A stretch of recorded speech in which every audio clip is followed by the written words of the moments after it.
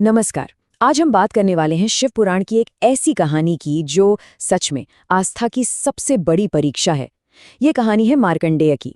एक ऐसा लड़का जिसे अपनी मौत की तारीख मालूम थी, और जानते हैं उसने क्या किया? उसने अपनी अटूट भक्ति के दम पर खुद यमराज को चुनौती दे दी। तो चलिए शुरू करते हैं ये कमाल की कहानी।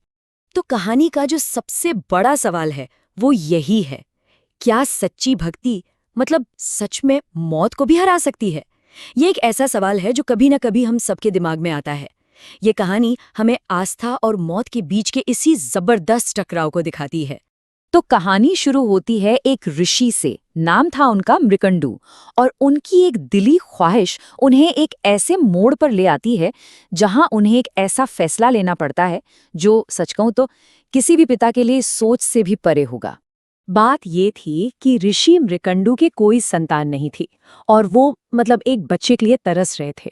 तो इस इच्छा को पूरा करने के लिए उन्होंने सब कुछ छोड़कर भगवान शिव को खुश करने के लिए बहुत ही कठोर तपस्या शुरू कर दी। उनकी तपस्या में इतनी ताकत थी, इतनी लगन थी कि भगवान शिव को तो ध्यान देना ही पड़ा। तो शिवजी प्रसन्न हुए, वो प्रकट हुए और उन्होंने ऋषि को कह सकते हैं एक चॉइस दी जिसने उन्हें सोच में डाल दिया।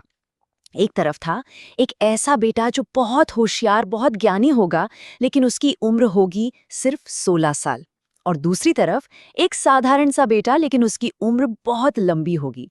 जरा सोचिए, ऐसी स्थिति में कोई क्या फैसला लेगा?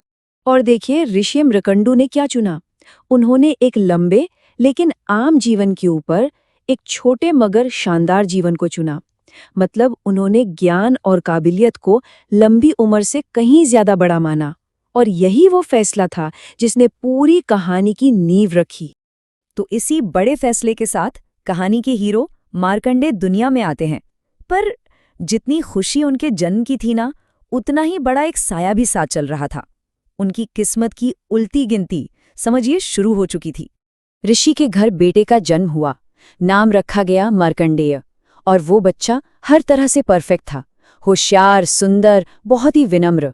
लेकिन हमेशा उनके सिर पर वो 16 साल वाली बात एक काले बादल की तरह मंडराती रहती थी। अच्छा, जैसे जैसे मार्कंडेय बड़े हुए, उन्हें इस भयानक सच का पता चला कि उनकी जिंदगी बस कुछ ही साल की है।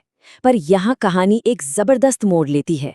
डरने या हार मानने की जगह उन्होंने फैसला किया कि वो अपनी किस्मत से लड़ेंगे। और कैसे? अपनी पूरी ताकत, अपना पूरा ध्यान उन्होंने लगा दिया भगवान शिव की भक्ति में। हर रोज पूरी लगन से शिवलिंग की पूजा करते थे। उन्हें यकीन था कि अगर कोई है जो इस नियति को बदल सकता है तो वो सिर्फ और सिर्फ भगवान शिव हैं। उन्होंने डर के ऊपर अपनी आस्था को चुना। और फिर वक्त बीतता गया और वो दिन आ ही गया, वो दिन जिसका सबको डर था। मार्कंडेय अब 16 साल के हो चुके थे, और अब कहानी अपने सबसे अहम मोड़ पर है। ये वो पल है जहां जिंदगी और मौत का सामना होता है, जहां अटूट भक्ति की असली परीक्षा होती है। ठीक अपने तय वक्त पर मृत्यु के देवता यमराज खुद मार्कंडेय के प्राण लेने धरती पर आ पहुंचे। कहते हैं उनका आना इतना भयानक था कि जैसे पूरी प्रकृति ने अपनी सांस रोक ली हो। किस्मत अपना काम करने को तैयार थी।